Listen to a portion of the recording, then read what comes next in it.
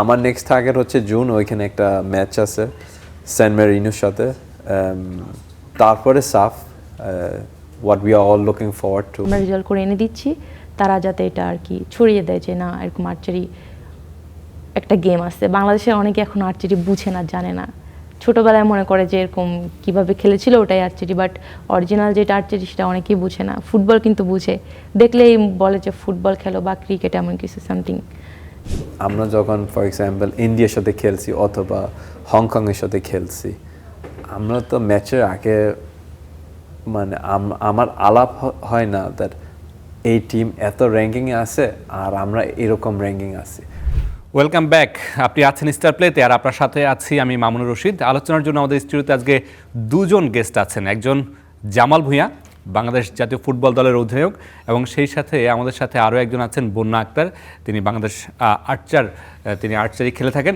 দুজনকে আমি জানাচ্ছি নববর্ষের শুভেচ্ছা এবং স্বাগতম আমাদের স্টুডিওতে। Thank you.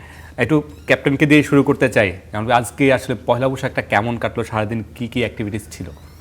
আমি আজকে সকাল উঠছি 6টার সময়, আমার প্রোগ্রাম সারাদিন ছিল। তো শুরু করছি সার্ফ এক্সেলের সাথে, তো ওইখানে কিছু অ্যাডস করছি সকালে। তারপরে প্রোগ্রাম ছিল ধানমন্ডি, কি নাম, রবীন্দ্র সরোবর। তারপরে হাতদে জেলা একটা প্রোগ্রাম ছিল। তারপরে আমি আমার আন্দির বাসায় গেছি, ওইখানে একটা প্রোগ্রাম ছিল। অনেক প্রোগ্রাম ছিল, মানে আমরা পয়লা বৈশাখে যেটা দেখি যে বাঙালি একটু কৃষ্টি কালচার যেগুলো থাকে সেগুলোর সাথে আসলে পান্তা ভাত, ইলিশ বা অন্যান্য যে মুড়ি মুটকির বিষয়গুলো থাকে সেগুলো দেখা হচ্ছে না, খেয়ে দেখা হচ্ছে কিনা? না, আজকে আনফরচুনেটলি আমি একটু ব্যস্ত ছিল, সো খেতে পারি না আজকে সারাদিন। মানে অল্প অল্প খাইছি, বাট এত খাইতে পারি না। আচ্ছা, একটু বন্যার কাছে জানতে চাইবো আসলে আপনার আসলে দিনটা কেমন গেছে। আপনাদের মনে সম্ভবত একটা প্রোগ্রামও ছিল ফেডারেশনের। তো সকালে আমি ঘুম থেকে উঠেছি 5:30টায়। তো যখন ডাইনিংয়ে গেছি, যে দেখি একদম পুরা বৈশাখের খাবার সব কিছু রেডি। তো টঙ্গীতে থাকি আমি নর্মালি, তো টঙ্গী থেকে সব কিছু খাওয়া দাওয়া করে আমরা ঢাকার উদ্দেশ্যে রওনা দিই। তো ওখানে আজকে সারাদিনই প্রোগ্রাম ছিল। আমি একদম সকাল থেকে সন্ধ্যা পর্যন্ত ওখানে ব্যস্ত ছিলাম। ওখানে আমাদের যে ক্রীড়ামন্ত্রী উনি আসছিল, তো সারাদিন আর কি ওখানে অ্যারো মারা হয়েছে, উনি আমাদের সবাইকে দেখলো, কথা বললো। তো ওনার সাথেও 7 দিন ছিলাম, বা আমরা ওখানে আরও ইভেন্ট ছিল। তো 7 দিন অনেকগুলো প্লেয়ারদের সাথেই কাটানো হয়েছে। নববর্ষ বাংলাদেশের নতুন পঞ্জিকা শুরু হচ্ছে। আসলে নতুন পঞ্জিকায় নতুনভাবে ক্রীড়াঙ্গনেরও আপনাদেরও একটা শুরু থাকবে। সেই জায়গায় আসলে জামাল আপনারা কী চিন্তা করছেন? সামনে তো আপনাদের খেলাও আছে, আবার নতুন কোচের বিষয় আসছে, কীভাবে আসলে চিন্তা করছেন নতুন বছরটা? নতুন বছর মানে ইভেন আমার গভর্নমেন্ট নতুন, ওরা অনেক নতুন কিছু করতেছে। সো আমিনুল ভাই আমার সাথে আছে, উনি তো ফুটবলার আগে ছিল, সো উনি সবসময় ফুটবলের সাপোর্ট দেয়। সো সামনে তো সাফ আছে, আর আপনি যে বিষয় নিয়ে এখন সবাই এরা কথা বলতেছে কোচের নিয়ে, সো আমরা আসলে জানি না কোচ থাকবে না নতুন কোচ আসবে। সো অনেক রুমার্স আমিও নিজে দেখতেছি, বাট আসলে আমি বলতে পারি না কি হবে, এটা আপনি বলতে পারেন। বাট আমার নেক্সট টার্গেট হচ্ছে জুন, ওইখানে একটা ম্যাচ আছে স্যান মেরিনোর সাথে।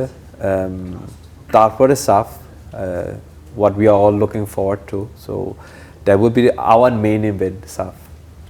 সাফের আগে যেটা বলছিলেন যে সান মেরিনোর সাথে খেলা আছে, সেটা নিয়েও অনেক ধরনের কথা হচ্ছে যে ইউরোপের কান্ট্রির সাথে আপনারা ফুটবল খেলবেন, কিন্তু র্যাঙ্কিংয়ের বিষয়টা একটু পিছনের দিকে।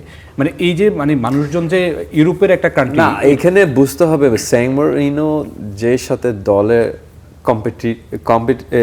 ম্যাচ এর সাথে খেলে অনেক হাই র্যাঙ্কিংয়ে, মানে দে আর প্লেয়িং বসনিয়া এখন ওয়ার্ল্ড কাপে যাচ্ছে। They lost 1-0 to Bosnia, so it's a good team. তারপরে অন্য টিমের সাথে রেগুলার খেলে, টপ টিমের যারা ইউরোপে আছে। So maybe that's why they are এত low in the rankings, but definitely it's gonna be a test. আর আমরা স্যান মেরিনো একদম আন্ডার এস্টিমেট করতে পারবো না। আপনাদের তো নিশ্চয়ই চাওয়া থাকে কিনা যে এরকম দল বা ভালো দলের সাথে খেললে নিজেদের জন্য? আমি মনে করি যদি আমরা স্যান মেরিনোর সাথে যদি আমরা একটা ভালো আউটপুট পাই, একটা ভালো আউটকাম পাই, দেন মেবি নেক্সট টাইম আবার একটা ইউরোপিয়ান কান্ট্রির সাথে আমরা খেলতে পারবো।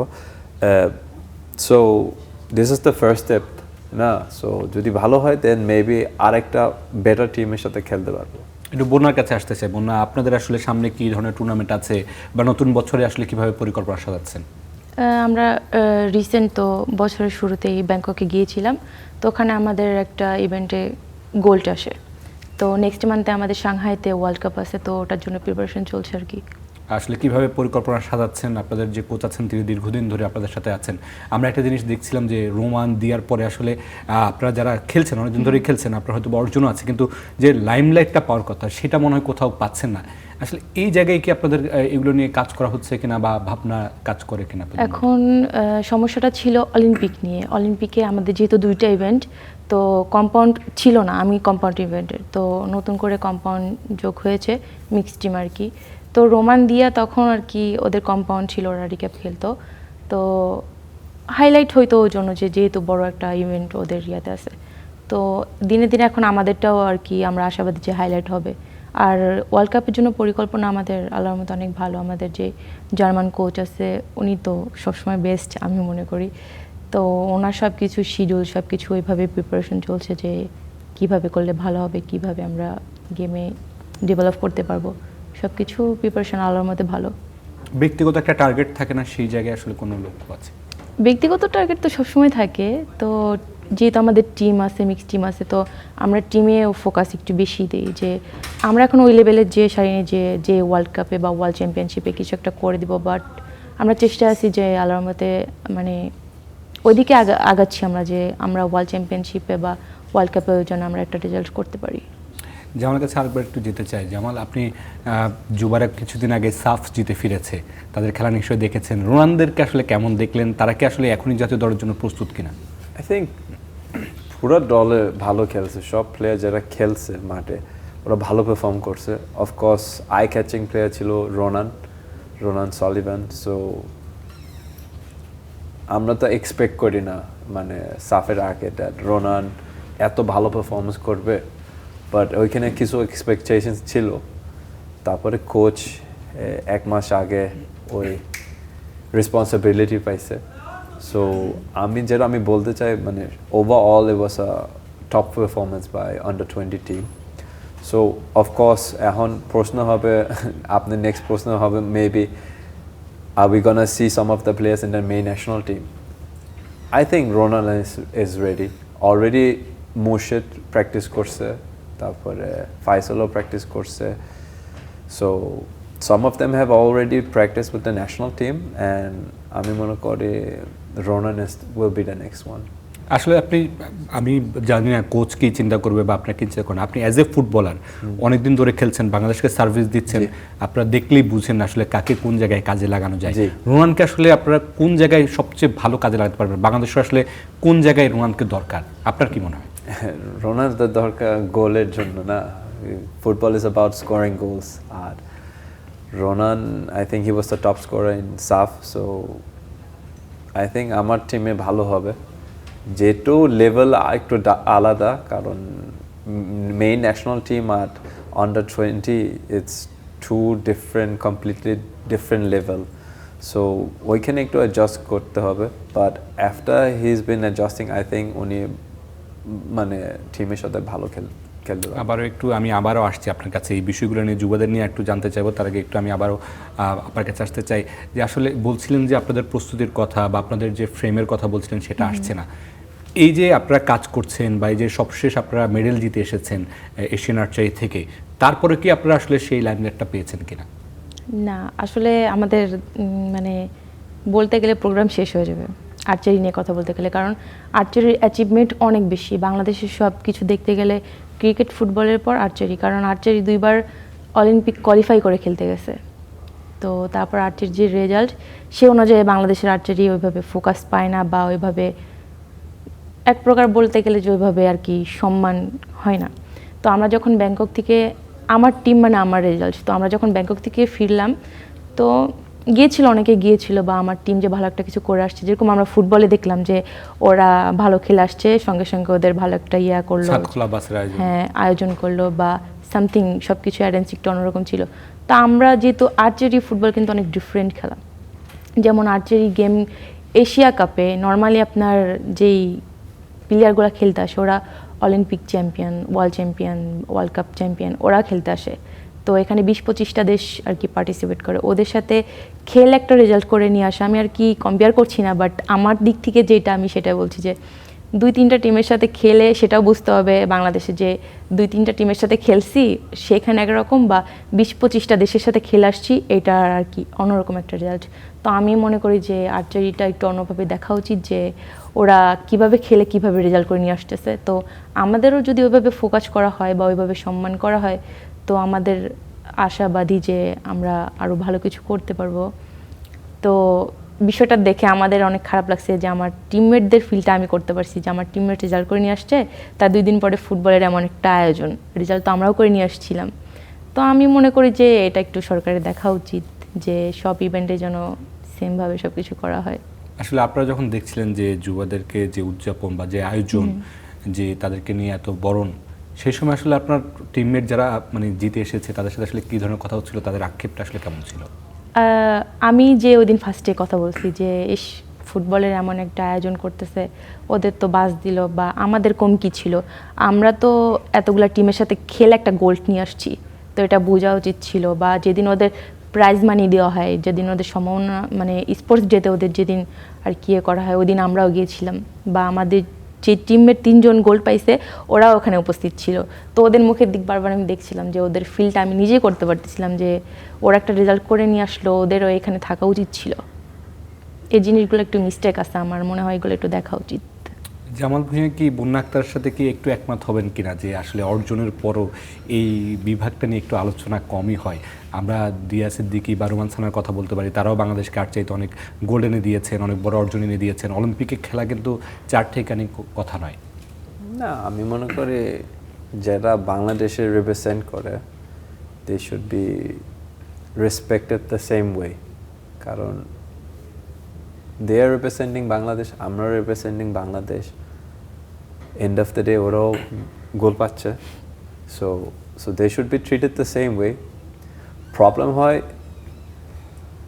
বিকজ অফ দ্য মানে not any disrespect to archery, but football and archery এখানে একটা বড় ডিফারেন্স আছে।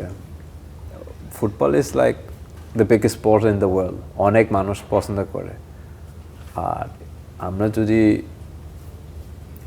বাংলাদেশের পপুলেশনে if we look into that, football is currently number 1 sport. So maybe that's why media ওইখানে একটু বেশি ফোকাস করছে. So that could be one of the reasons why we are forgetting about the other sports like archery. But definitely ওরা একটা সম্মান আছে that they should be respected and they should like be treated like the other national team players. আপনি যেটা বলছিলেন যে সম্মানের কথা, নিশ্চয়ই সেই সম্মানটা যারা শুনছেন বা যারা উচ্চ পর্যায়ে আছেন তারা চিন্তা করবেন জামালদের কাছ থেকে, জাতীয় দলের কাছ থেকে কি আমরা আরেকটা ছাদ খোলা উদযাপন পেতে পারি কিনা এই বছরই, সেই প্রত্যাশা নিয়ে এবার যা হবে কিনা। না, সামনে তো সাফ আছে, সেই সাফের কথা বলছি, সেই সাফ জিতে একটা সাফের ওইখানে আমি মনে করি এখানে একটা ভালো চান্স, কারণ যে টিম যে স্কোয়াড এখন আছে I think it's one of the best squads in many years.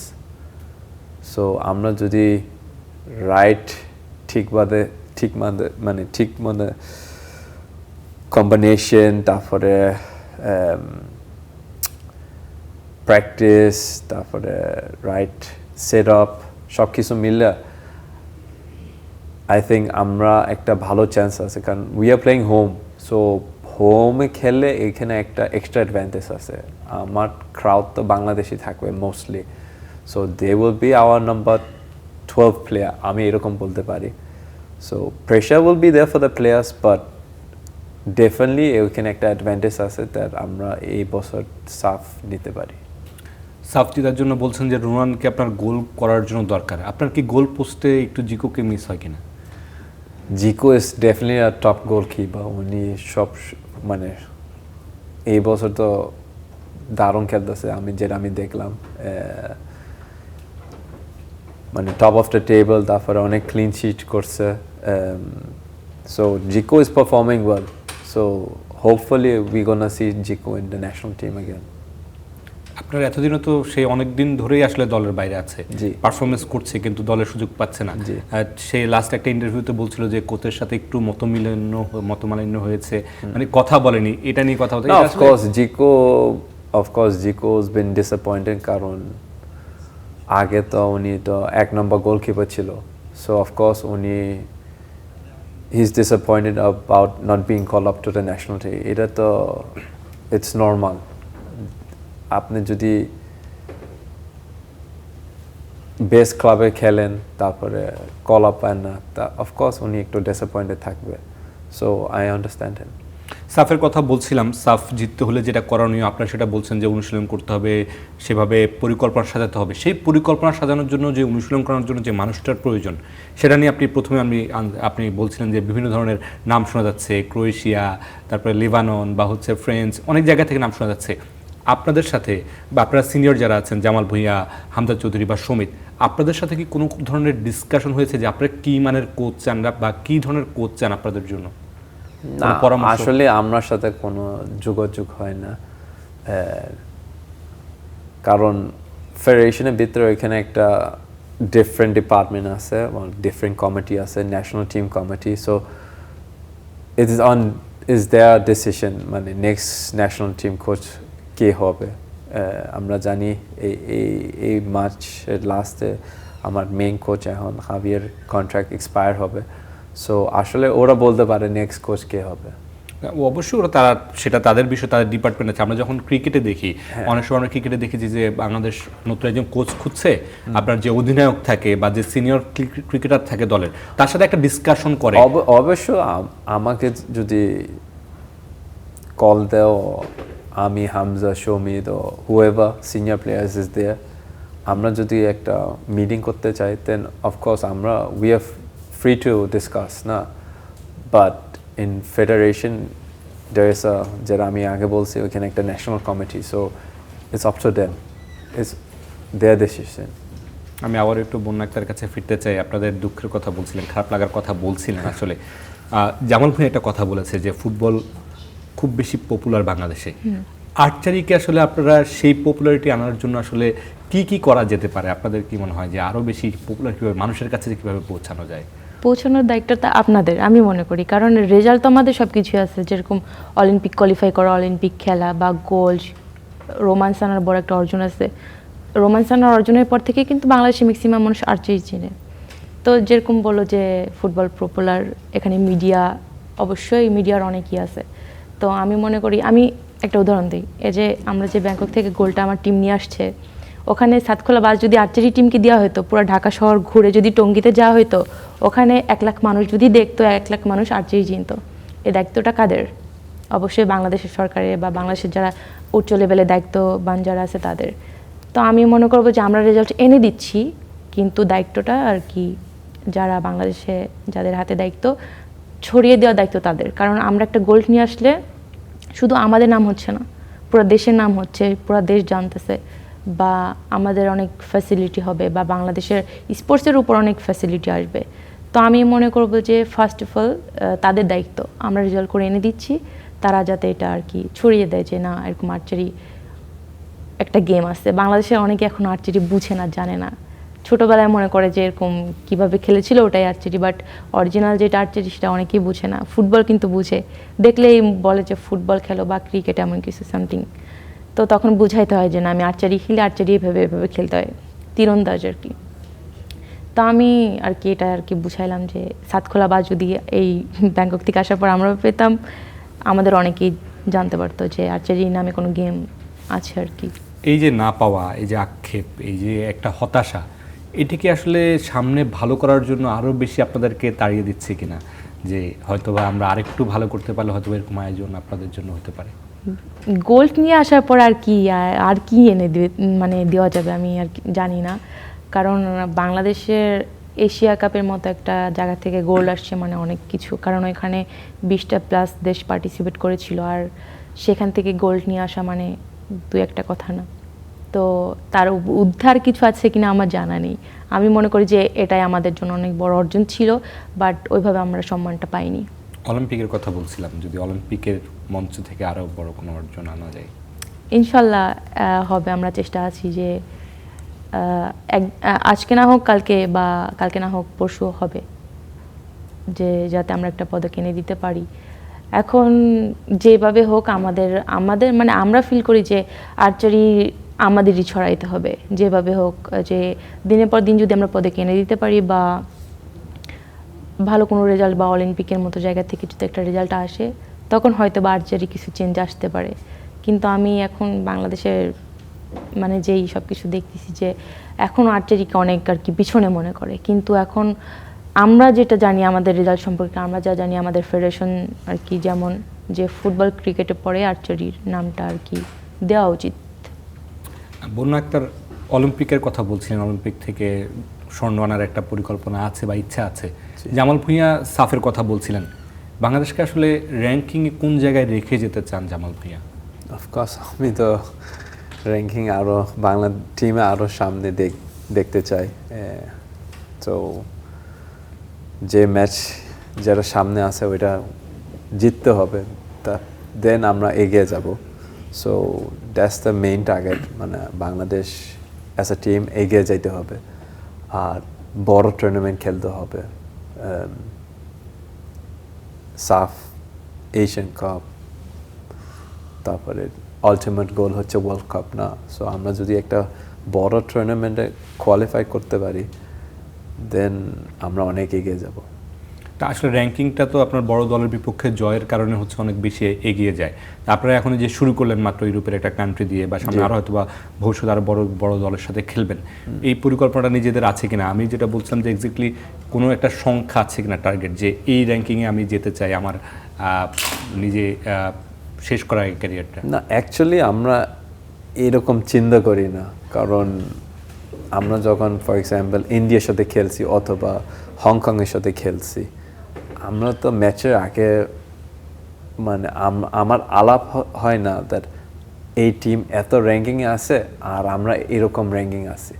আমরা এইসব নিয়ে আমরা আসলে এত চিন্তা করি না। আমরা চিন্তা করি আজকে জিততে হবে, এইটা মানে র্যাঙ্কিং নিয়ে আমরা একদম আলাপ করি না। বাট অফকোর্স ওভারঅল আমরা দেখতে হবে র্যাঙ্কিংয়ে নিয়ে, কারণ if you want to go up in the rankings you have to win games, so it's all about that. How do you go up? By winning the big matches, মানে যেটা qualify rounded ওইখানে যদি জিততে পারে, then you will get extra point. So এইবার দিয়ে আমরা চিন্তা করতে পারি। আমরা বলছিলাম যে, বা দেখছিলাম, বা সাধারণ মানুষ মনে করে বা বলছে যে বাংলাদেশের ফুটবল অনেক বেশি পরিবর্তন এসেছে, খেলার স্টাইল বা হচ্ছে হামদের আসার পরে, সৌমিত্রা আসার পরে অনেক ধরনের চেঞ্জ এসেছে। জি, কি চেঞ্জ এসেছে একটু যদি বিস্তারিত বলা যায়, যে আপনারা আসলে এই এক বছরটাতে কি ধরনের পরিবর্তন দলের মধ্যে লক্ষ্য করছেন যেটা আপনাদের সামনে এগিয়ে নেবে? Change not only the players but also আমার প্রেসিডেন্ট তাবির আসছে, ফাহাদ ভাই আসছে, তারপরে 2-3টা নতুন ফেসেস ঢুকছে ফেডারেশনে। সো ওরা অনেক চেঞ্জ আর চেষ্টা করতেছে, মানে ফুটবল মানে পুরো চেঞ্জ করতে চায়। অফকোর্স তারপরে হামজা আসছে, সমীর আসছে, ফামিদুল আসছে, জায়ান আসছে, লেটলি রোনান আসছে। So we are in a transition period, যেখানে আমরা নতুন ফেস দেখতে পাচ্ছি। সো আই থিঙ্ক সামনে আরও নতুন ফেস দেখব, বাট so far আমি মনে করি it has been positive for the team আর ফুটবলের জন্য পজিটিভ। কারণ আপনি যদি আমার হোম ম্যাচ দেখেন, so last 3-4 home matches average time ticket sold out ছিল কত 10-12 মিনিট। So the interest is there for football. মানুষ তো ফুটবলকে অনেক ভালোবাসায়। So we have to give them something back না। আর বিহাইন্ড দ্য সিনস যেটা আমি বলছি, তাবিব ভাই আছে, ফাহাদ ভাই আছে, আমার আরও 2-3টা ভাইস প্রেসিডেন্ট আছে, তো ওরা সবাই কাজ করতেছে। একটা বিষয় একটু জানতে চাইবো, খেলার পরিবর্তনের পেছনে কোচের অনেক বেশি অবদান থাকে। পুরো একটা টিমকে ঢেলে সাজানো, নতুন করে পরিকল্পনা করা, জি। বা প্রতিটা দেশের শারীরিক সক্ষমতা চিন্তা করে অনেক ধরনের প্ল্যান সাজানো হয়। আপনি হাভিয়ার ক্যাব্রেরার অধীনে খেলেছেন, তার আগে জেমিডে ছিল, জেমিডের অধীনেও আপনি খেলেছেন, তার আগেও আপনি খেলেছেন। জি। এই কোচদের মধ্যে আপনার কাকে বেস্ট মনে হয়েছে, যে বাংলাদেশের অবস্থান বুঝে আসলে দলটাকে দিন দিন পরিণত করছে বা ওভাবে সাজাচ্ছে? সেই 3 কোচ 3টা ডিফারেন্ট স্টাইলে ছিল, কিন্তু আমি অনেস্টলি আমি বলতে পারি আমি অনেক এনজয় করছি আন্ডার লুডভিগ দি ক্রুইফ আর জেমি ডে ওরা আন্ডার দেয়ার লিডারশিপ আর কোচিং স্টাইল আমরা অনেক এনজয় করছি, বিকজ মেবি ওরা একটু different compare to Javier is also a good coach, no doubt. কিন্তু আমি যদি পার্সোনাল অপিনিয়ন বলি তাহলে আই উইল সে জেমি অথবা লুডভিগ ডি ক্রুইফ, কারণ ওর ম্যানেজমেন্ট খুবই ভালো ছিল। সো ইয়া, আর একটু যদি বলি, মানে পার্থক্যটা বলে একটু মানুষজন বুঝতে সুবিধা হবে আসলে, মানুষজনের জন্য, সাধারণ যারা দর্শক আছেন। না, ফর এক্সাম্পল জেমি ডে উনি আগে প্লেয়ার ছিল, সো উনি টপ লেভেলে ছিল as a player for Arsenal, তারপরে কিছু চ্যাম্পিয়নশিপ ক্লাবে খেলছে যেখানে এখন হামজা খেলতেছে। সো ওনার একটা ভালো আন্ডারস্ট্যান্ডিং ছিল অফ দ্য প্লেয়ার্স, আর উনি দেখতে পারে যখন একটা প্লেয়ার মুড ডাউন ছিল আর যখন একটা প্লেয়ার বেশি ওভার কনফিডেন্স ছিল, দেন উনি 1-to-1 অনেক কথা বলছে। So I think those type of things is very important for team. আচ্ছা, আমি আবারও আসবো জামালের কাছে, একটু আপনার কাছে যে আপনাদের যে কথা বলছিলেন, অলিম্পিকের স্বপ্নের কথা বলছিলেন, কোচ তো আপনাদেরকে প্ল্যান দিচ্ছে, আপনারা ক্যাম্প করছেন দীর্ঘদিন ধরে, আপনারা একই মাঠে একই জায়গায় থেকে ক্যাম্প করছেন, নিজের ব্যক্তিগতভাবে আলাদা করে কোনো কাজ করা হচ্ছে কিনা, বা ইন্টারন্যাশনাল কোনো আর্চারকে ফলো করা হয় কিনা?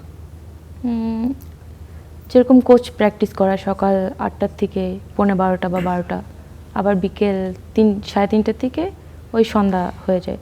তো আমি মাঝে মাঝে পার্সোনাল যদি আমি মনে করি যে না আমি একটু বেশি প্র্যাকটিস করব, তো আমি আধা ঘন্টা 1 ঘন্টা আগে নেমে যাই, বা কোচ জিম করাইলো বা রানিং করাইলো, তারপর আমি এক্সট্রা কিছু জিম বা যেটুকু আমার দরকার সেটুকু করি। আর বাইরের দেশে প্লেয়ারদের ফলো করা বলতে যে এমন না যে তারা কীভাবে শুটিং করছে বা কীভাবে কী করছে এটা আমি ফলো করি না। আমি ফলো করি কোনটা, তাদের রেজাল্ট, কীভাবে গেম করতেছে, কীভাবে রেজাল্ট করতেছে, বা তাদের বোঝা যায় না একটা প্লেয়ারের লক্ষ্য কেমন থাকে, তো মাঝে মাঝে ওটাই আর কি ফলো করা হয়। আর এমনিতে পরিবার থেকে কি ধরনের সাপোর্ট পাওয়া হয়, বা আর্চারিতে আসলে আসলেন কিভাবে, একটু সেই গল্পটা একটু জানতে চাই। ফার্স্ট অফ অল আমি আগে অনেক মানে কি ফুটবল পছন্দ করতাম, ছোটোবেলায় ফুটবল খেলা হতো। তো ওখান থেকে ফরিদপুর একজন স্যার আমাকে বলছিল যেরকম বাংলাদেশ আনসার ওখানে আর্চারি ট্রায়াল হবে, তুমি ট্রায়াল দিতে যাবে। তো ওখানে 2014 সালে আমি ট্রায়াল দিয়ে আর কি আর্চারিতে চান্স পাই। ওখান থেকে 2016 সালের লাস্টে বাংলাদেশ টিমে চান্স পাওয়া, ওখান থেকে আর কি রেজাল্ট আর কি বাংলাদেশের ন্যাশনাল টিমে, তখন থেকে। সেই জায়গায় যদি না আসতে এতদিন হয়তো আমরা ফুটবল দলে দেখতে পেতাম। জামাল প্রশ্ন শুনে কোন পজিশন খেলতো? ডিফেন্সে ছিল। ডিফেন্স। বাংলাদেশ জাতীয় দলে একটা ভালো ডিফেন্স পেতে যদি সেই পজিশনে খেলা। আর ফ্যামিলি সাপোর্ট ফার্স্টের দিকে ছিল না, আব্বু পছন্দ করতো খেলি, তো আব্বুর সাপোর্টে আর কি তখন থেকে শুরু। আম্মু একদমই পছন্দ করতো না, বড় আপু ছিল, বড় আপু পছন্দ করতো না, মানে ফ্যামিলি বেশি মেটার করতো না, মেটার করতো যে পাড়া প্রতিবেশীরা কি বলবে। যেরকম মেয়েদের তো এখনই অনেক কিছু শিকার হইতে হয়। এখন কি বলে? এখন কিছুই বলে না। আচ্ছা, এখন কিছুই বলে না, বরঞ্চ আগে যে ভয়টা পেতো যে বাইরের মানুষ কি বলবে, এখন অনেক বাইরের যারা আর কি যাদের নিয়ে ভয় পেতাম যে পাড়া প্রতিবেশীরা কি বলবে, এখন তারাই আমাকে দেখে অনেক ইন্সপায়ার হয়, বা তারাও চেষ্টা করে যে স্পোর্টসের ভিতরে ঢোকার জন্য। ক্যাপ্টেন তো শুনলেন আসলে যে ফুটবলার হলে হয়তো বাংলাদেশের জন্য ভালো হতো। জামাল, একটু খেলার বাইরে জিজ্ঞেস করতে চাই, আপনার ওয়াইফ তিনি মনে দেশের বাইরে আছেন, পয়লা বৈশাখের সাথে বা বাংলাদেশের এইসব কালচারের সাথে কতটা পরিচয় আছে কিনা, বা এগুলা পছন্দ করে কিনা? আমি আজকে ওনাকে জিজ্ঞেস করছি আজকে কোনো টাওয়ার আছে, কোনো প্রোগ্রাম আছে, মনে বলছে না আজকে কি দিন, টিউসডে না, আজকে কি বার? আপনার আমাকে জিজ্ঞেস করছেন, আমি ভাবছি আপনি ওয়াইফকে জিজ্ঞেস না করছেন। না আজকে মানে উনি আজকে বলছেন না আজকে কোনো প্রোগ্রাম নাই কিচ্ছু নাই, তা আমরা কেন পয়লা বৈশাখ করবো? তা আমি বলছি এখানে তো সবাই তো ফেস্টি মুডে আছে আর এখানে অনেক প্রোগ্রাম চলতেছে। তো উনি বলছে আচ্ছা, উনি তো জানতো না। বাংলাদেশে কখনো পয়লা বৈশাখ কাটানো হয় নাই আপনার ওয়াইফে? ওনার হ্যাঁ, মনে হয় না, মেবি ওয়ান টাইম 3-4 বছর আগে মেবি, আমি শিওর না। কখনো গ্রামে নিয়ে যাওয়া হয়েছে কিনা? Unfortunately not. বাংলাদেশের গ্রামে না গেলে তো আসলে বাংলাদেশের সৌন্দর্যটা বুঝবে না না। গেছে, আমার আমার সাথে গ্রামে একমত গেছে, হবেন কিনা? আমার গ্রামে গেছে। অবশ্যই। আপনার গ্রামে গিয়েছে? হ্যাঁ, বাট এটা পয়লা বৈশাখ ছিল না, এটা জাস্ট এমনি ঘুরতে। এমনি করতে গিয়েছিলেন। আর এমনিতে বাঙালি যে, আপনি তো বাংলা কথা খুব ভালো জানেন, বলেন। আপনি আমার সাথে লাস্ট শোতে বলছিলেন যে হামজার থেকে আপনি ভালো বাংলা বলেন। না ভাই, আমার বাংলা এখনো একটু ব্রোকেন, এত ভালো না, বাট চেষ্টা করতেছি। না, আপনি আমাকে বলেছিলেন মনে আছে যে হামজার থেকেও ভালো। হামজা হচ্ছে সিলেটি বাংলা বলে। হামজার বাংলা আমি একদম বুঝি না ভাই। to be আপনার ওয়াইফ honest। কি বাংলায় আপনার সাথে? উনি আমার চেয়ে 100 টাইমস বেটার বাংলা বলতে পারে। Great. আর একটা গেমস খেলে মনে হয়, আমি শুনেছিলাম আপনার ওয়াইফ।